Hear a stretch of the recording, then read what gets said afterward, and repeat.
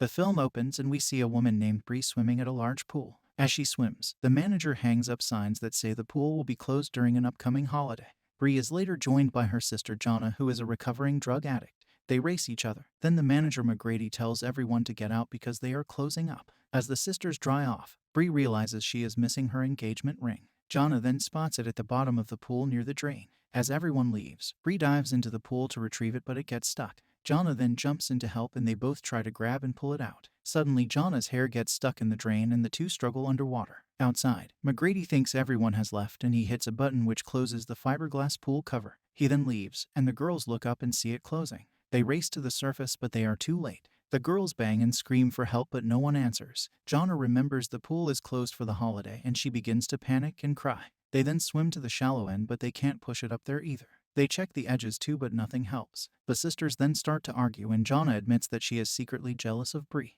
Bree realizes Jonna took her ring and threw it into the water, and Jonna admits she did. She is angry at first, but decides they need to work together and not fight. Outside the pool, Bree's phone begins to ring as her fiancé David calls. Some time passes, and Bree informs Jonna that she is secretly diabetic and needs a shot. It's in her bag, and without it there is a chance she could fall into a coma. We then see the pool janitor named Clara, who is on her last shift because she was fired earlier that day. She enters the pool area and sees Bree's bag on the bleacher. She then notices the trapped girls and is shocked to see them. The sisters think they are gonna be safe, but Clara starts looking through their wallet and phone. She then tells them to hold on and she turns off all the security cameras. Clara then lies and says she needs their phone password to call the police for help. However, she starts scrolling through the phone and Jonna becomes angry. Clara then says she just got out of prison and blackmails Bree for her bank credentials by turning the heater off. Bree gives in and tells her, and Clara just smiles and leaves. The sisters begin to freeze and hug each other for warmth as night falls. Bree begins to drift off, but Jonna manages to wake her up.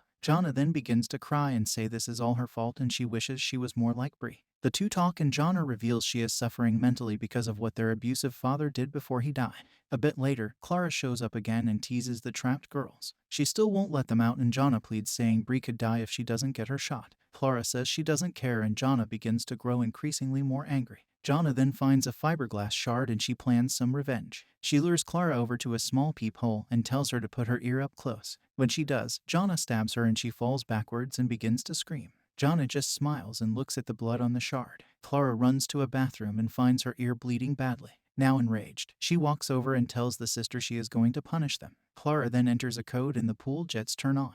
Bree smells something funny and realizes she just turned on the cleaning system and chlorine is filling the pool. They try to block the jets, but they begin to suffocate from the chemicals. Clara watches in amusement, and Bree loses consciousness in the pool. Jonna grabs her and brings her to the peephole and they beg for it to stop. Clara suddenly realizes they are in serious danger of dying and she rushes and turns the chlorine off. She then tells the sisters she is in control now and she wants Bree's wedding ring. Jonna tells her not to do it, but Bree is desperate so she hands it over. Clara takes it and leaves with the plan to pawn it for money. She tells the girls she'll let them out once she has the cash. Later, Bree hears police sirens and the pool cover suddenly opens. She yells for help and the door opens and her fiancé David rushes in. He pulls her out of the pool and comforts her, saying she is safe now. They hug and embrace and some firefighters arrive. David then asks her where Jonna is, but she does not know. Bree says she is too tired, but David tells her to stay strong because her sister needs her. She then awakes and realizes that the whole encounter has just been a dream. Once awake, she calls for Jonna and discovers she is close to stabbing herself with the shard.